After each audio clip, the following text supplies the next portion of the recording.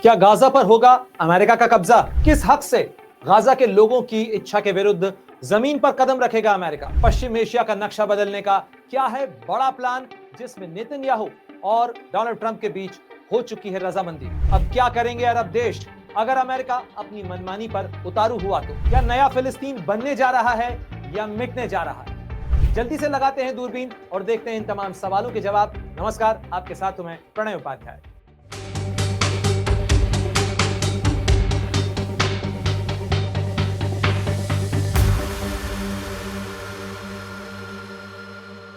America की राजधानी Washington DC में हुई इस एक मुलाकात ने पूरी दुनिया के अंदर बदलाव की और साथ साथ घबराहट की लहरें दौड़ा दी हैं। बहुत सारी चीजें बदल सकती हैं अगर वो हुआ जिसका फैसला डोनाल्ड ट्रंप और बेंजामिन नेतन्याहू ने किया है, यानी गाजा में लोगों को खाली करके नए सिरे से गाजा को बनाने का जो प्लान, जिसे जाहिर किया गया एक प्रेस कॉन्फ्रेंस में, जिसमें बेंजामिन नेतन्याहू भी मौजूद थे और डोनाल्ड ट्रंप भी मौजूद थे। और इसका ऐलान किया डोनाल्ड ट्रंप ने, जो कि अमेरिका के राष्ट्रपति हैं, और उन्होंने कहा कि अमेरिका गाजा के अंदर लोगों को खाली करके गाजा को नए सिरे से डेवलप करेगा, यानी गाजा को टेक ओवर करेगा और उसके बाद गाजा को रीडेवलप करेगा। लेकिन कैसे करेगा अमेरिका? यह बड़ा सवाल है। अंतरराष्ट्रीय स्तर पर अमेरिका के पास क्या वो अधिकार हैं? यूएन क्या करेगा? अरब देश क्या करेंगे? क्योंकि अरब देश तो लगातार इस बात का विरोध कर रहे हैं। पड़ोसी मुल्क मिस्र और जॉर्डन से अमेरिका आग्रह कर रहा है कि वो फिलिस्तीन के लोगों को ले ले ताकि गाजा को नए सिरे से डेवलप किया जा सके। क्या वाकई में यह मुमकिन है?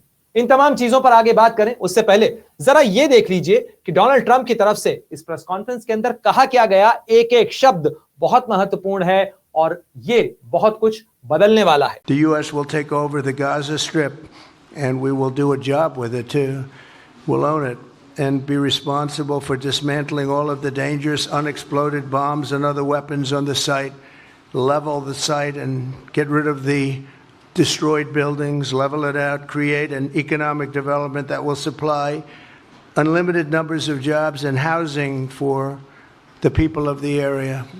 Do a real job, do something different. Just can't go back. If you go back, it's going to end up the same way it has for 100 years. तो सुना आपने, डोनाल्ड ट्रंप ने कहा कि अगर मिडिल ईस्ट में हमारे करने से, हमारी मेहनत से, हमारे योगदान से अगर शांति आ सकती है तो हम उसके लिए काम करना चाहेंगे। वहीं जब वो मुड़ के बेंजामिन नेतन्याहू की तरफ मुड़ते हैं और पूछते हैं कि आपका क्या विचार है, तो बेंजामिन नेतन्याहू क्या कहते हैं वो भी सुनने लायक है। लेकिन बेंजामिन नेतन्याहू का यह कहना कि हमास नहीं होना चाहिए गाजा के अंदर, यह बड़ा महत्वपूर्ण बयान है जो कि व्हाइट हाउस में इस प्रेस कॉन्फ्रेंस के दौरान सामने आया। लेकिन क्या कुछ बदलने जा रहा है? कितना कुछ बदल सकता है? यह समझना बहुत जरूरी हो जाता है और इसको यहां पर समझने की कोशिश करते हैं। जिस गाजा पट्टी के अंदर 15 महीने तक लगातार बमबारी होती रही, जहां डोनाल्ड ट्रंप के मुताबिक करीब 18 लाख लोग रहते हैं, इससे पहले अलग अलग अनुमान सामने आए, किसी ने कहा कि 22 लाख लोग रहते हैं, 20 लाख से ज्यादा का आंकड़ा भी सामने आया। लेकिन उसका आयतन कितना है, वो कितना उसका क्षेत्रफल कितना बड़ा है?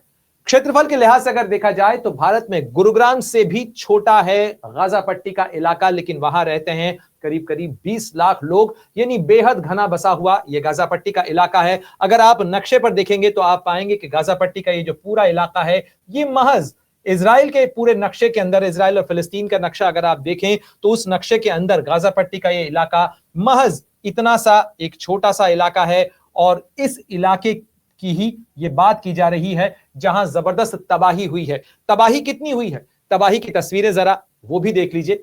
ये तमाम तस्वीरें हैं जो गाजा की तबाही का हाल और उसका मंजर बयां करती हैं, जो बताती हैं कि गाजा का नक्शा लगातार बदलता चला गया, फिलिस्तीन का नक्शा साल दर साल बदलता चला गया और अब एक बार फिर इस नक्शे को बदलने की तैयारी हो रही है। लेकिन जो करने की कोशिश की जा रही है, क्या वो वाकई में मुमकिन है? यहां पर कई बड़े पेचीदा सवाल खड़े हुए हैं। अमेरिका कह रहा है कि वो गाजा को टेक ओवर करना चाहता है, उसका रीडेवलपमेंट करना चाहता है। लेकिन अमेरिका के पास में क्या अधिकार है? अमेरिका के पास में इंटरनेशनल कौन सा ऐसा अधिकार है जिससे कि वो किसी फॉरेन लैंड के अंदर जाकर वहां पर इंटरवीन कर सकता है, गाजा के लोगों को खाली करवा सकता है? अमेरिका ने जब इराक पर कार्रवाई की थी तो वेपन ऑफ मास डिस्ट्रक्शन को हवाला देते हुए उसने सद्दाम हुसैन की सत्ता बदली, वहां पर सैन्य कार्रवाई की। इसके अलावा 9/11 के आतंकी हमले के बाद में उसने अफगानिस्तान के अंदर कार्रवाई की थी। अमेरिका की सैन्य कार्रवाइयों का इतिहास लंबा रहा है, लेकिन ये अमेरिका की सैन्य कार्रवाई नहीं है, बल्कि ये अमेरिका की ऐसी कार्रवाई होगी जिसमें अमेरिका जो है वो बुलडोजर लेकर जाएगा, बम और बारूद लेकर नहीं जाएगा।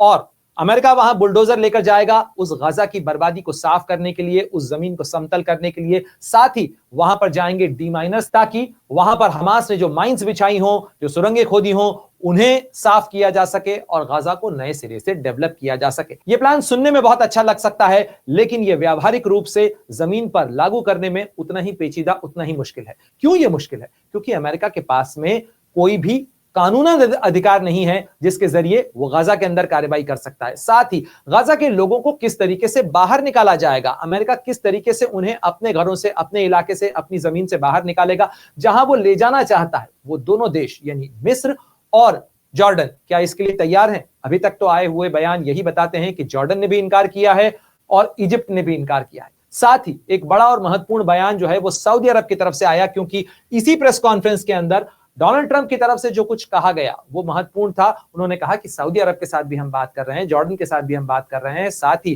फतह अल सीसी जो कि इजिप्ट के राष्ट्रपति हैं, उनसे भी बात करने की बात उन्होंने कही। हालांकि इजिप्ट के राष्ट्रपति के साथ में शनिवार को ही यानी बेंजामिन नेतन्याहू से मिलने से पहले ही डोनाल्ड ट्रंप की बातचीत हुई थी और बातचीत में क्या कहा गया था, देखिए। Donald Trump received a call from president फतह अल सीसी और उसके बाद उन दोनों के बीच में बातचीत हुई, ठीक है। इसके साथ साथ इस पूरे इलाके के अंदर क्या किया जा सकता है दोनों नेताओं के बीच में, इजिप्ट के महत्वपूर्ण रोल को लेकर, साथ ही हॉस्टेजेस को रिलीज कराने, गाजा को लेकर बात हुई है और कॉन्फिडेंस जताया गया है कि प्रेसिडेंट ट्रंप के साथ मिलकर एक golden age of middle east की शुरुआत की जा सकती है। फतह अल सीसी यानी इजिप्ट के राष्ट्रपति और डोनाल्ड ट्रंप के बीच में मुलाकात या कह लीजिए बातचीत जो है, फोन पर बातचीत जो है दोनों के बीच में, वो हुई बेंजामिन नेतन्याहू और डोनाल्ड ट्रंप से हुई मुलाकात के पहले, ठीक है। अब जरा ये देख लीजिए, उसके बाद से यानी जैसे ही डोनाल्ड ट्रंप की तरफ से यह ऐलान किया गया, इस मुलाकात और इस ऐलान के बाद में दुनिया की कई देशों की राजधानियों के अंदर जो है वो हलचल तेज हो चुकी है। यह बयान जो मैं आपको दिखा रहा हूं, यह बयान इजिप्ट के विदेश मंत्रालय प्रवक्ता का है और उन्होंने फिलिस्तीन के प्रधानमंत्री और विदेश मंत्री के साथ में मुलाकात की है। यानी फिलिस्तीन के विदेश मंत्री और प्रधानमंत्री पहुंचे हैं कहां? मिस्र में पहुंचे हैं।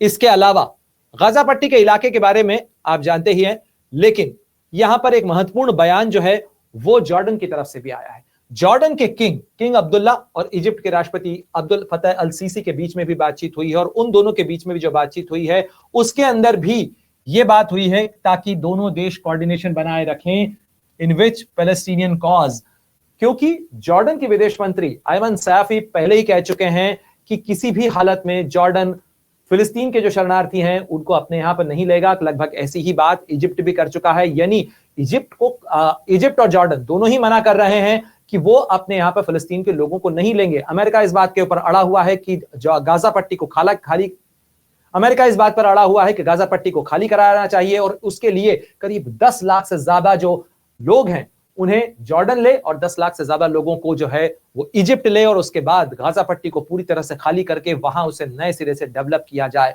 लेकिन यहां पर पेच फंसा हुआ है कि क्या हमास इसके लिए राजी होगा? क्या अमेरिका एक नई जंग छेड़ने जा रहा है कि अब हमास से इजराइल के साथ साथ अमेरिका भी लड़ेगा या केवल अमेरिका लड़ेगा और हमास का खात्मा करेगा? ये तमाम सवालिया निशान हैं जिनके बारे में अभी कुछ भी पद कहना मुश्किल होगा, क्योंकि बहुत कुछ डिपेंड करता है कि आगे इसमें होता क्या है और कैसे होता है। लेकिन बेंजामिन नेतन्याहू जो हैं वो इसके बाद यहां पर पूरी प्रेस कॉन्फ्रेंस के अंदर मुस्कुराते हुए नजर आए, क्योंकि उनको हर वो चीज लगभग हासिल हो गई जिसके लिए वो इंतजार कर रहे थे। यानी अमेरिका की तरफ से उन्हें नई हथियारों की खेप दे दी गई है। इसके अलावा ईरान के खिलाफ नया जो मैक्सिमम प्रेशर पॉलिसी है उसको भी मंजूरी दे दी है डोनाल्ड ट्रंप ने, और साथ ही उन्होंने इजराइल को यह सीधा सीधा संदेश दे दिया है कि अमेरिका इजराइल के साथ में न केवल खड़ा है बल्कि एक्टिवली वहां पर नक्शा बदलने का प्लान जो है जिसको कहकर बेंजामिन नेतन्याहू वॉशिंगटन के लिए रवाना हुए थे, उसके ऊपर भी वो अमेरिका इजराइल के साथ मिलकर काम करने के लिए तैयार है। लेकिन यहां पर यह देखना जरूरी हो जाता है कि इस नक्शा बदलने के प्लान के बीच पड़ोसी क्या कह रहे हैं, क्योंकि सऊदी अरब की तरफ से यह महत्वपूर्ण बयान आया है। डोनाल्ड ट्रंप और बेंजामिन नेतन्याहू की इस प्रेस कॉन्फ्रेंस में उनसे सवाल पूछा गया था कि क्या सऊदी अरब इस चीज के लिए तैयार हो जाएगा और क्या सऊदी अरब ने फिलिस्तीन की मांग छोड़ दी है। इसके जवाब में जब व्हाइट हाउस में ओवल ऑफिस के अंदर बैठ के इन दोनों लोगों के बीच में बातचीत जब हुई थी, उस दौरान भी मीडिया ने जब सवाल किए थे तो डोनाल्ड ट्रंप की तरफ से कहा गया था कि हाँ, उन्होंने ये मांग छोड़ दी है। हालांकि ये जो बयान सामने आया है ये कुछ अलग ही कहानी बयान करता है। ये सऊदी अरब के विदेश मंत्रालय की तरफ से जारी किया गया औपचारिक बयान है और ये बयान क्या कहता है? ये बयान कहता है कि Saudi Arabia will continue its relentless effort to establish an independent Palestinian state with East Jerusalem as capital and will not establish diplomatic relation with Israel without that। यानी इजराइल के साथ सऊदी अरब के संबंध तब तक सामान्य नहीं हो सकते जब तक कि एक स्वतंत्र फिलिस्तीनी राज्य की स्थापना नहीं हो जाती जिसकी राजधानी ईस्ट जेरूसलम होगी। लेकिन ईस्ट जेरूसलम क्या उसकी राजधानी हो सकती है? क्योंकि अमेरिका और खासतौर पर डोनाल्ड ट्रंप तो ईस्ट जेरूसलम को इजराइल की राजधानी बता चुके हैं और अमेरिकन एम्बेसी जो है, अमेरिकी दूतावास को वहां ट्रांसफर कर चुके हैं। अपने पिछले कार्यकाल में ही यानी 2016 से लेकर 2020 में ही वो ये काम कर चुके हैं। तब ऐसे में ये बदलाव आखिर कैसे होगा? या यहां पर सवाल खड़ा हो रहा है कि ये जो देश बयान कुछ और जारी कर रहे हैं पीठ पीछे, क्या ये कुछ और खचड़ी पक रही है जिसके अंदर अमेरिका भी इनको मनाने में लगा हुआ है और साथ ही यहां पर जो तमाम कवायदें चल रही हैं उसको लेकर भी कोशिश चल रही है, क्योंकि इंटरनेशनल रेड क्रॉस जो है वो छुड़ाने की कोशिश में लगा हुआ है। अधिक से अधिक हॉस्टेज जो हैं वो वहां से निकल पाए, इसकी भी कवायद चल रही है। और इन तमाम कवायदों के बीच में ऐसे में सवाल खड़ा यह होता है कि ये तमाम देश जो कुछ कह रहे हैं क्या वाकई में वो सारी चीजें कर रहे हैं? क्योंकि फिलिस्तीन के इलाकों के अंदर लगातार इजराइल की सेना का ऑपरेशन लगातार जारी है। इजराइल का यह कहना है कि हमास और साथ साथ हमास के जैसे फिलिस्तीन इस्लामिक जिहाद या जितने भी कट्टरपंथी हैं वो इजराइल के वजूद के लिए इजराइल का दावा है, इजराइल की दलील है कि वो अपने लिए, अपने वजूद के लिए 7 फ्रंट वॉर लड़ रहा है, यानी 7 मोर्चों पर वो लगातार लड़ रहा है। चाहे यमन के हूथी हो, चाहे हजरत शाबी हो, या सीरिया के अंदर कुछ कट्टरपंथी संगठन हो, या इराक के कुछ शिया कट्टरपंथी संगठन हो, इसके अलावा हिजबुल्लाह हो, चाहे हमास हो, PIJ हो, ये तमाम संगठन जो हैं इजराइल को निशाना बना रहे हैं और इजराइल के लिए वजूद का खतरा है। और यही वजह है कि वो लगातार इस लड़ाई को लड़ रहा है और इस वजूद की लड़ाई के लिए ही इजराइल लगातार काम कर रहा है। लेकिन ये वजूद की जो लड़ाई है वो नक्शे बदलने की लड़ाई में क्यों तब्दील हो रही है, ये बड़ा सवाल है। क्योंकि लगातार इजराइल की तरफ से जो कार्रवाई हो रही है इस पूरे इलाके के नक्शे को साल दर साल बदलती चली जा रही है। और अब एक बार फिर जो इजराइल का ऑपरेशन चल रहा है वो इस समय वेस्ट बैंक के इलाके के अंदर चल रहा है। और जिस नए नक्शे की बात की जा रही है उस नए नक्शे के अंदर तो और भी चिंताजनक चीजें ये सामने आ रही हैं कि क्या इजराइल इस वेस्ट बैंक के इलाके के अंदर भी एक नई चीज बनाने जा रहा है। यानी ये जो जॉर्डन रिवर है, इस जॉर्डन नदी के साथ में ये जो पूरा इलाका है, खासतौर पर जॉर्डन की सीमा से लगता हुआ जो इलाका है, इस जॉर्डन से लगते हुए सीमा के इलाके के अंदर भी ये जो जॉर्डन वैली है, क्या ये भी इजराइल अपने कब्जे के अंदर लेगा? क्योंकि इस पूरे इलाके के अंदर इजराइल के फोर्सेस, खासतौर पर जनिन का जो इलाका है, इस इलाके के अंदर अभी भी ऑपरेशन चल रहे हैं। साथ ही वेस्ट बैंक के इलाके के अंदर इजराइल के जो लोग हैं, इजरायली जो नागरिक हैं, उनकी जो बस्तियां हैं वो लगातार बढ़ी हैं और उनको प्रोटेक्ट करने के नाम पर इजराइल की सेना लगातार इस पूरे इलाके में ऑपरेशन करती रहती है। लेकिन एक बार फिर लौटते हैं उस सवाल के ऊपर कि इजराइल आखिर क्या करने जा रहा है और जो करने जा रहा है उसको लेकर चिंताएं क्यों इतनी ज्यादा हैं? क्योंकि 66%, 66% जो स्ट्रक्चर्स थे, ये यानी जो इमारतें थी गाजा के इलाके के अंदर, वो बर्बाद हो चुकी हैं, तबाह हो चुके हैं। और इसीलिए ये सवाल खड़ा हो रहा है कि जो लोग लौट रहे हैं इस इलाके के अंदर, यानी अपने घरों की तरफ लौट रहे हैं राहत शिविरों से, वो आखिर कहां जा रहे हैं? डोनाल्ड ट्रंप कहते हैं कि ये तमाम लोग बेहद खतरनाक जगह जा रहे हैं, अब गाजा रहने लायक नहीं बचा हुआ है। ये तमाम लोग जो हैं वो रह रहे हैं इन खंडहरों के अंदर जो उनकी जान के लिए भी खतरा है। इसलिए ये सबके हित में है कि गाजा को नए सिरे से बनाया जाए, गाजा को रीडेवलप किया जाए। लेकिन वो रीडेवलपमेंट आखिर होगा कैसे? सवाल इसलिए भी खड़ा हो रहा है क्योंकि डोनाल्ड ट्रंप लगभग ऐसी ही बातें अपने पिछले कार्यकाल में भी करते रहे थे। उन्होंने जो पीस एंड प्रॉस्पेरिटी प्लान पेश किया था उसके अंदर साफ तौर पर इस चीज का भी जिक्र था कि गाजा को एक स्पॉट के तौर पर, एक इंटरनेशनल हब के तौर पर डेवलप किया जाएगा। उसका जिक्र उन्होंने राष्ट्रपति बनने के बाद भी किया था। जब उनसे गाजा को लेकर सवाल पूछा गया था तब भी उन्होंने कहा था कि गाजा में एक बहुत सुंदर उसे डेवलप किया जा सकता है, उसे एक इंटरनेशनल हब के तौर पर डेवलप किया जा सकता है, उसे एक टूरिस्ट प्लेस की तरह डेवलप किया जा सकता है। साथ ही डोनाल्ड ट्रंप तो कह रहे हैं कि उनके प्लान के मुताबिक गाजा के लोगों के साथ को भी अमन मिलेगा, उन्हें भी शांति मिलेगी, उन्हें भी प्रॉस्पेरिटी और डेवलपमेंट मिलेगा। साथ ही पूरे फिलिस्तीन के साथ साथ जो पूरा मध्य पूर्व का इलाका है वहां पर शांति स्थापित हो पाएगी। लेकिन क्या ऐसा हो पाएगा? उसके लिए बहुत सारे प्री कंडीशंस हैं। उसके लिए प्री कंडीशन ये जरूरी है कि गाजा के लोगों को आखिर कौन और कैसे हटाएगा गाजा के इलाके से, और गाजा के लोग पहले ही इस चीज को खारिज कर चुके हैं, हमास इस चीज को खारिज कर चुका है। तो ऐसे में अगर इजराइल वहां पर पहुंचता है और साथ साथ अमेरिका पहुंचता है और अमेरिका टेक ओवर करने की जो बात कर रहा है, ये टेक ओवर क्या लीगल टेक ओवर होगा, मिलिट्री टेक ओवर होगा? ये सवाल पूछा गया था डोनाल्ड ट्रंप से, तो डोनाल्ड ट्रंप ने उसके जवाब में कहा कि हमारे सामने कई विकल्प हैं, हम उन तमाम विकल्पों पर विचार करेंगे और उसके अनुसार कदम उठाएंगे। तो गाजा के अंदर जो हो रहा है इस तबाही के बाद, गाजा को आखिर बनाया कैसे जाएगा, किस तरीके से उसे डेवलप किया जाएगा, और क्या यह डेवलपमेंट वाकई में हो सकता है?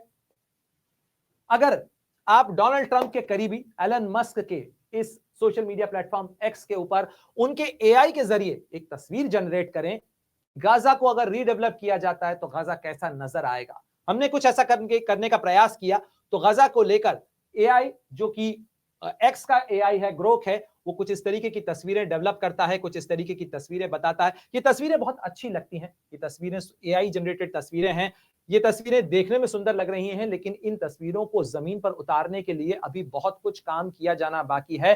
गाजा के लोग इस चीज के लिए क्या तैयार होंगे, और अगर वो नकारते हैं तो क्या अमेरिका एक नए संग्राम के अंदर, एक नए टकराव के अंदर कूदने जा रहा है? क्या मिडिल ईस्ट के अंदर अमेरिका फौजी तौर पर इन्वॉल्व होगा? और अगर अमेरिका गाजा को खाली कराता है, उसे रीडेवलप कराता है, तो इसकी गारंटी कौन देगा कि वहां पर रीडेवलपमेंट कैसे किया जाएगा? क्योंकि जो पीस प्लान चल रहा है, सीज फायर चल रहा है, उस सीज फायर को लेकर लगातार डोनाल्ड ट्रंप कह रहे हैं कि मैं नहीं जानता ये सीज फायर कितने समय तक चलेगा, कितना स्थायी होगा। अगर ये सीज फायर टूटता है तो क्या हमास उसके बावजूद बंधकों की रिहाई करेगा, या बंधकों को वापस लेने के बाद क्या इजराइल और अमेरिका अपने वादे से मुकरने जा रहे हैं? वहां पर पीस की गारंटी जो लोग दे चुके हैं, यानी कतर और इजिप्ट, क्या वो ये सुनिश्चित करेंगे कि अमेरिका और इजराइल वहां पर वही करें जो गाजा के लोगों के साथ या हमास के साथ में इस शांति समझौते या इस संघर्ष विराम के तौर पर तय हुआ था, या एक नए समझौते की मेज के ऊपर कोई बातचीत होने जा रही है? इस पूरी कवायद के बीच में हमास को खत्म करके क्या वेस्ट बैंक के अंदर जो फिलिस्तीनियन अथॉरिटी है उसका राज गाजा के अंदर कायम किया जाएगा? क्या कुछ होने जा रहा है? क्योंकि लगातार जो कुछ हुआ व्हाइट हाउस के अंदर, जो कुछ इस प्रेस कॉन्फ्रेंस में तय हुआ, इन दोनों नेताओं की मुलाकात के अंदर तय हुआ, उसने पूरी दुनिया के अंदर हलचल मचा दी है, क्योंकि कुछ बड़ा जरूर होने वाला है। आपको क्या लगता है क्या बड़ा होने वाला है? आपको क्या लगता है, क्या वाकई में डोनाल्ड ट्रंप और बेंजामिन नेतन्याहू जो करने की कोशिश कर रहे हैं वो मुमकिन है? अगर है तो उसके लिए क्या शर्तें हो सकती हैं? इन तमाम चीजों के बीच में यूएन कहां खड़ा हुआ है? क्या यूएन कोई कार्रवाई कर पाएगा? और अगर यूएन यहां पर फेल हुआ तो क्या दुनिया के अंदर एक लॉलेसनेस का एक नया दौर शुरू हो जाएगा, जिसको लेकर लगातार सवाल खड़े हो रहे हैं? कई सवाल हैं इस पूरे घटनाक्रम को लेकर। हमारी नजर, दूरबीन की नजर इस खबर पर लगातार बनी हुई है। आप बने रहिए अमर उजाला के साथ देश दुनिया की तमाम खबरों के लिए। अमर उजाला जीवांजलि के सारथी की मदद लें और महाकुंभ में स्नान जरूर करें।